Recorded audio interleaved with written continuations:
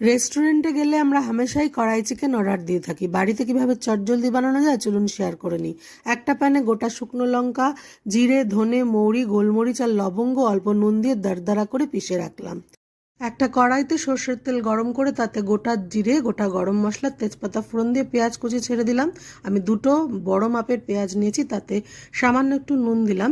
আর পেঁয়াজ স্বচ্ছ হতে এতে দিয়ে দিলাম আদা বাটা, রসুন বাটা, টমেটোর কুচি ছেড়ে ভালো করে কষে তেল ছাড়া হওয়া পর্যন্ত অপেক্ষা করে চিকেনের টুকরো অ্যাড করে দিলাম।